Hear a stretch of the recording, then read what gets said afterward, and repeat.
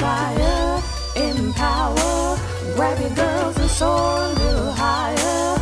Unlock the fire in you, 'cause real women don't bitch, no. Real women don't, real women don't, real women don't, real women don't, real women don't, real women don't, real women don't, real women don't bitch.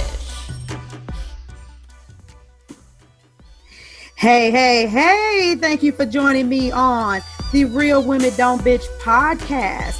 This is your proud host, Auguste, aka Mrs. Raw, Real, and Relentless. I am the #1 advanced mental conditioning specialist for entrepreneurs because building mental muscle is necessary in order to implement successful business strategies. This show has been created for the woman who is not excuse-driven and needs help building a profitable business. I will be interviewing women from various fields who are willing to break the silence on struggles that specifically affect female entrepreneurs. Welcome to a show where I and guest speakers from time to time share our methods that help us beast our business no matter what is going on in our lives. Whether you are an online or brick and mortar business owner, this show is for you. We will hit every angle, personal, professional, and spiritual. Why? Because on any given day, you get hit with shit from a scenario involving one, more, or perhaps all of the above. It all impacts you and your mindset towards your business. I have made it my personal mission to provide a space where we dive deep into the BS we face on a day-to-day basis. Okay, now welcome back. Today, before we discuss anything, I need you to know it's all about the money, honey. That's what today is about. I don't want to hear another thing about a website, about a logo, about presentation, about business names, about anything until you understand you need to start making some money. Why am I doing this? Initially, I did a podcast and I talked about whether or not you actually need a logo. And I'm going to go deeper. And it's not just about whether or not you need a logo or a website and these different things. I want to really talk to you guys about the importance of getting out there and generating some cash, getting in the field, getting your hands dirty, and then figuring out what you're going to do next. And the reason why I'm saying this is because so many of you, all you have is a concept or an idea behind a talent that you possess, how you package and price and present that product or service. You don't really understand that. And when you go through all of this trouble to spend this money to have the proper presentation, a lot of you have a lot of things that make you look good, but you're not making any money. And I want you guys to do that first and get over your identity crisis. That way, once you take the Nestea plunge and you make an investment, the investment is real. I know that companies reface. For instance, remember when Wendy's and Taco Bell and McDonald's, they all got rid of that fast food restaurant look and got more into, high dining cafe or even slight dining room style. That is possible that you will have to go back and reface your business. But I'm just talking about having a solid brand, period. And I thought about this because I was listening to something I had recorded a while back, and there's this really awesome lady that I know. And I remember when I met her, I was like, wow, this woman is so amazing. And she was a parenting coach.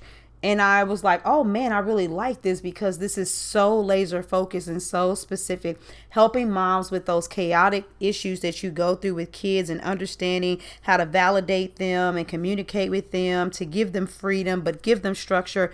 And it was so amazing. And I was following her because I wanted to do collaborations. And I noticed that in less than a 6-month period, she changed her name so many times. And she went from being a parenting coach to being a family coach to being a coach for mom entrepreneurs to, doing something with other people, her spouse. And she just kept on changing.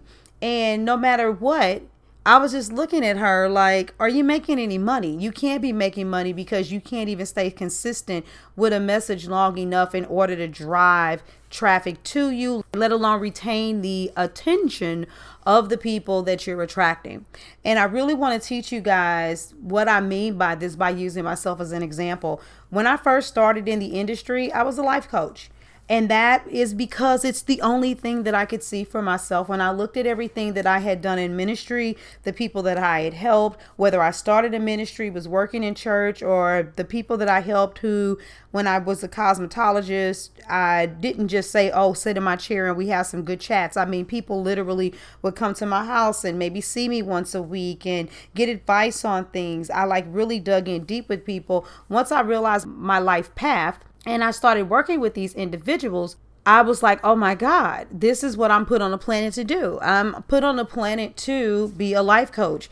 Now, just imagine if I would have spent an exorbitant amount of money in order to get business cards, a website, and paid for all of these things to establish my business as a life coach. Right now, at this very moment, a little over a year later, I would be livid because I would have to go and kick all of that same amount of money out of my pockets again in order to reface my business, instead of doing something that a lot of you don't want to do, and that's be patient and not try to have all of these things that make your presentation look good.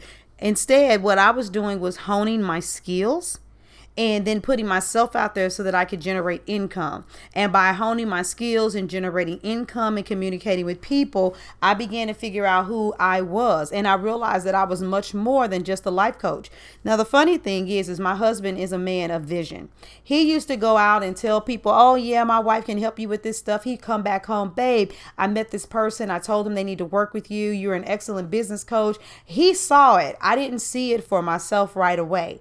But what he was thinking about was all of the women that I helped through their personal issues and helped them with their business, whether they were a fellow cosmetologist, another jewelry designer, or they wanted to start something else completely different. Because I was only able to see the majority of my work, not the potency of some of the other facets of my work, I limited myself to being a life coach. And I want you guys to think about this. When you get into the industry, they will tell you that you want to make sure that your website, your social media, all of those things, that you want to make sure that they match. And if you are like me, you wanted to make sure that everything, for instance, was branded after your company. So I literally had created as my business page, and I had created Twitter account, and I had created Facebook account, and created IG account. But once I began to truly identify with who I was and realize that I was the brand, that I was the thing that what people were looking for, I had to go back and I had to go redo all that stuff. So now there's an Auguste Crenshaw Twitter and an Auguste Crenshaw IG and an AugusteCrenshaw.com. So I did have to do some backtracking and go back and reestablish those things. But what if I had done things that cost money and didn't just cost time? What if I would have grown a massive following only for me to change my mind and say, no, that's not what I'm supposed to be doing. I'm supposed to be doing this all on this side over here.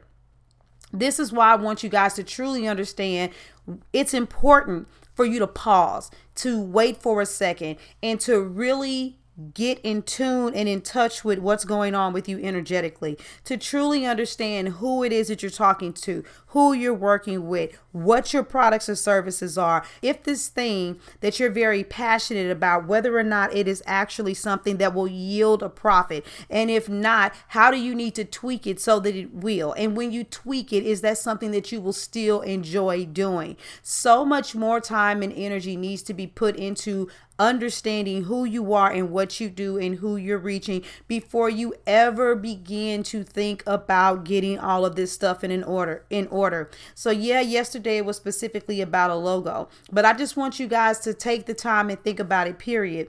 There's one woman, for instance, that's in my group right now. I don't care what she wants to do. I had this ideal client assignment. She has to do that first. Then I need to know what her products and services are. And then from there, there's also other legal things that you need to get in order. And I'm not even going to touch all of that right now. But the point is, you want to make sure that if you're going to take this Nestea plunge, whether you establish a sole proprietorship, an LLC, or whatever it is that you're doing, that you are really honing in on this name and what your purpose is and why you are doing what you're doing. My questions for you are, do you know why you're doing what you're doing? Do you know who you are intended to serve?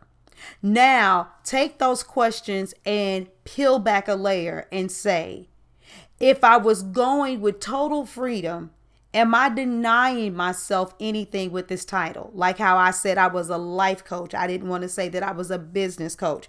And let me just add this in there. I literally went from being a life coach to being a personal development coach to being a personal development coach who specialized specifically in mindset, to being a personal development coach in business strategy. I mean, I went through this crazy morphing stage. And if I really could have just said, hey, what do I really want to do? When I give myself the title, is that title opening the door for me to be whoever I am? Do I need certification in those things or not? Do I need additional education? Do I need any specific type of training? And if there's something that you really, really want to do, and if you currently are labeling yourself as one thing, that business name that you're going to establish, that business that you're going to start working on, period, does it leave room for you to expand? See, what's happening with a lot of you guys is you have a very limited vision for your business and you don't leave any room for growth. Even though I don't emphasize the name of my company and everything is under Auguste Crenshaw because I understand people will search me, what a lot of you may not know is that the name of my company is created a long time ago when that name came to me. Now, for me, my name specifically came to me spiritually. Those of you that know me very well, you know that I have these spiritual experiences that I own, and I own them. I own them and I share them, and they come to fruition all the time. But I named my company Created because that was brought to me. Now, initially, when I started this business, I thought that I was going to be a jewelry designer. But I still was never limited because I was like, I'm an extremely creative person. And I don't care whether I create a book, whether I create jewelry, if I create clothing, if I create whatever, it's the point that I'm created by the creator to create.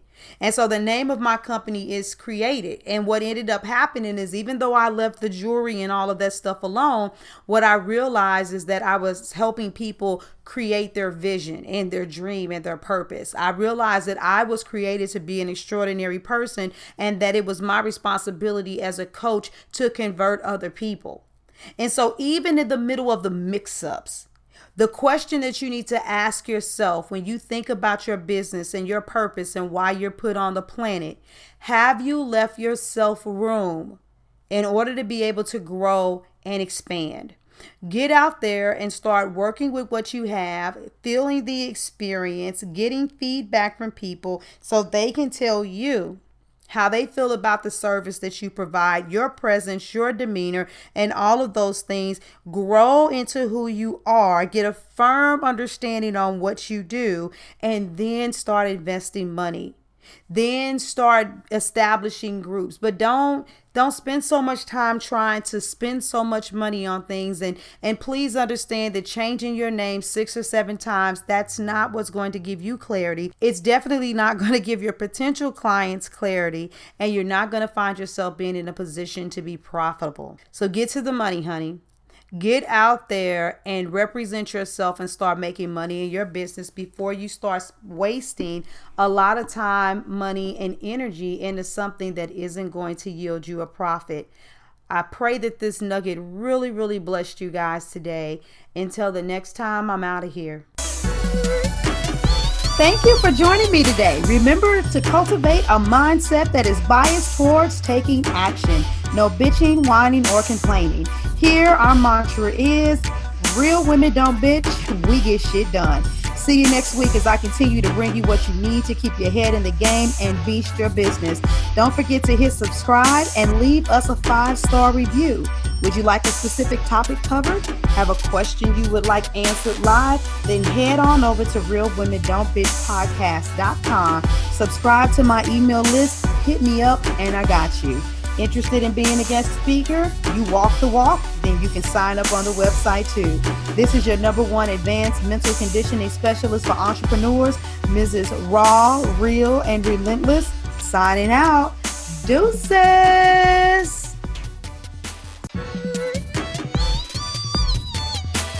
Inspire, empower.